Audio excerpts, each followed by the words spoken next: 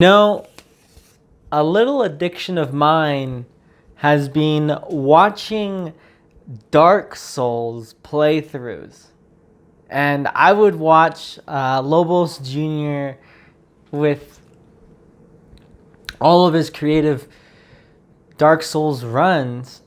And that was extremely entertaining for me, especially if you played the game Dark Souls and know just how difficult it is and just how entertaining it can be when you watch someone just whip through it and they put handicaps on themselves.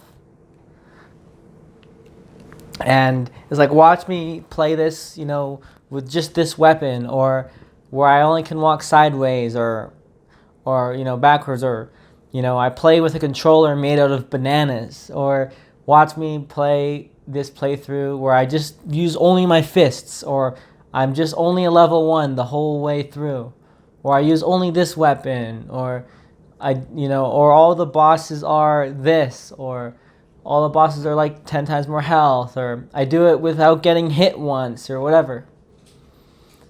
Why am I talking about Dark Souls? Well, there's something very inspiring about these Dark Souls playthroughs, and it came to me that why don't we approach our lives like a Dark Souls speed run or a Dark Souls like challenge run, where it's like, I'm gonna ace this shit and I'm gonna do it with all these handicaps, right? I'm gonna, like, all those handicaps that you have, all the problems that you have, whatever you have on your plate, it's like, yeah, I'm gonna accomplish all this plus having all these handicaps on my plate. Imagine treating your life in this way, where you treat it like a video game challenge run, where you are just motivated to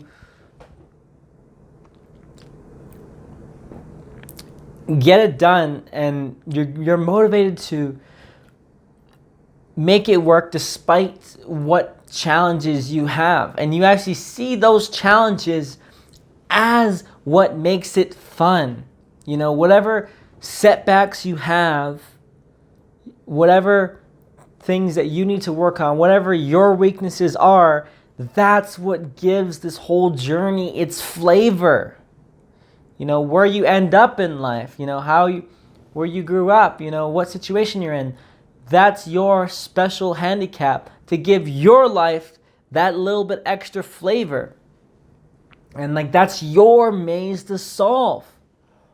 You look at people where it's like, oh yeah, they could have been successful because they met the right person, they grew up in the right environment, blah, blah, blah. Sure, there's tons of examples of that.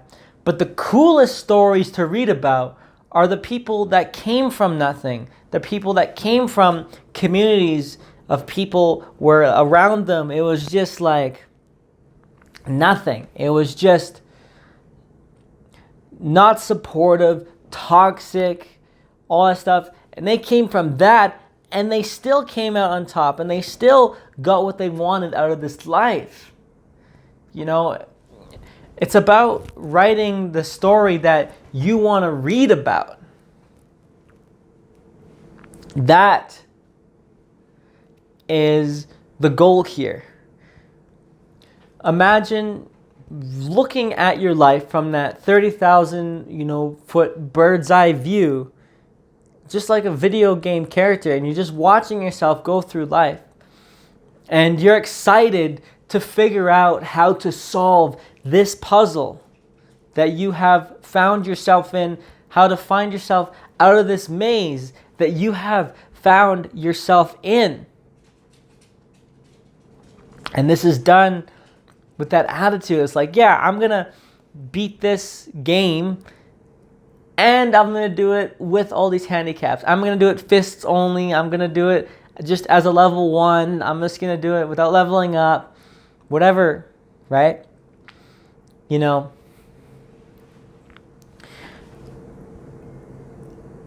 It's really turning your struggles, turning what is seen as a hindrance as, yeah, that's my challenge. That's how I'm going to level it up.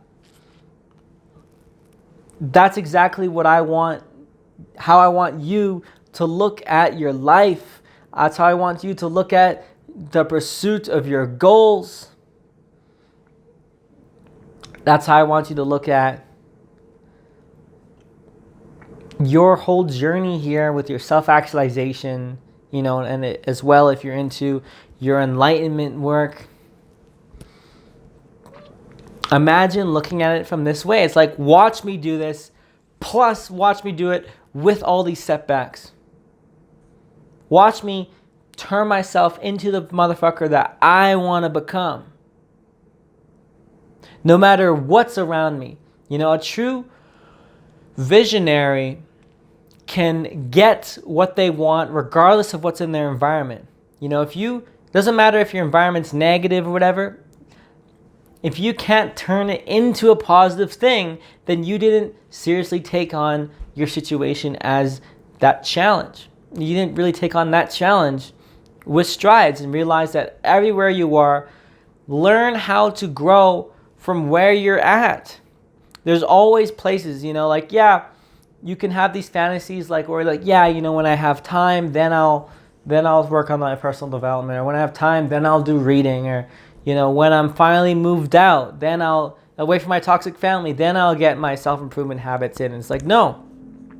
Start it now when it sucks the most, such that, by the time you get in the new environment, when it's easier, you already know that you can do it in the worst of environments.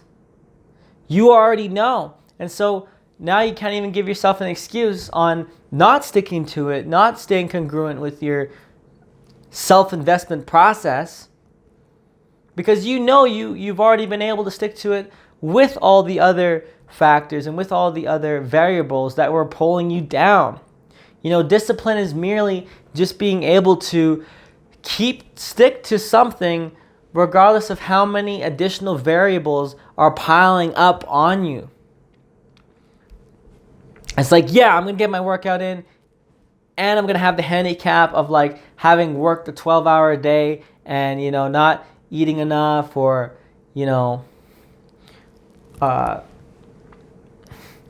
or just whatever, or having a really shitty day at work, or, something bad happening to me, someone close, dies, or whatever. Or you get made fun of that day, at school, or whatever it is. You still gonna do that self-investment process because you've grounded your self-esteem you've grounded your identity in the idea that you're just the individual that does that thing every day. If you don't do that self-investment process, then you're no longer being you. So being you, in a sense, is you actually doing the action of your self-investment process. And then that way, no matter where you are, how poor you are, or how rich you are, you're going to be the same throughout the process, because you've grounded who you are as the individual that is constantly investing in themselves. Enjoy being that level 1. Enjoy the challenge of this run. And the thing is too, is the more challenge you have, the more you can actually end up helping other people as well once you've overcome your challenges. The more setbacks you have, because then you're just going to be way stronger. You're going to see people that are struggling with way less. And you're like, dude, I still did my shit and I was struggling more than you. And you can give them serious insight. And that's super empowering to know. So no matter what's happening to you, trust that the universe is only going to give you what the universe thinks you can handle. And the universe is constantly sending you new experiences, new shit to constantly be strengthening you. But the universe, they will make a decision. It's like, yep, I think you can handle this right now. And it'll give you that experience. And now it's up to you on whether or not to see that you can grow through it. So see your handicaps as part of the flavor that life gives you.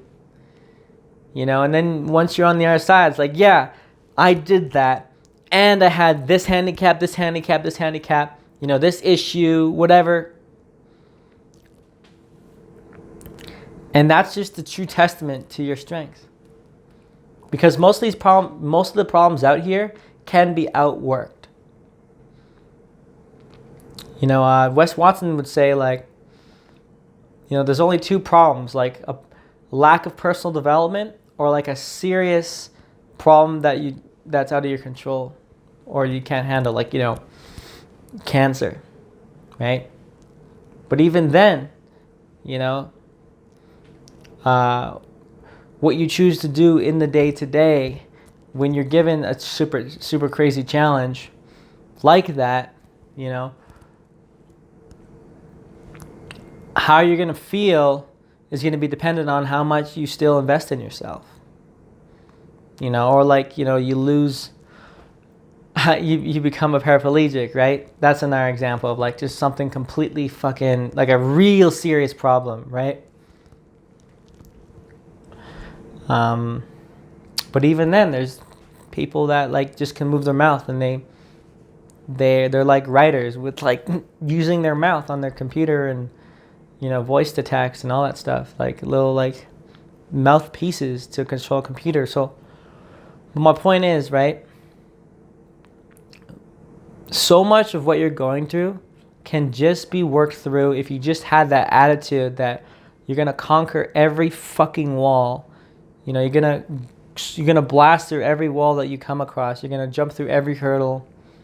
Most of this stuff can be dealt with just more personal development and more discipline and just more work and more time spent on it. A lot of us just don't spend enough time because we're scared. We have that fear, but we have to bust through that fear. And the way we do that is by taking more action every single day. So with that, I'd like to thank you for watching. Try to challenge yourself today like a Dark Souls speedrun and take the puzzle of life that you've been handed and see it as the challenge that you've signed up for. And with that, I will see you in the next one.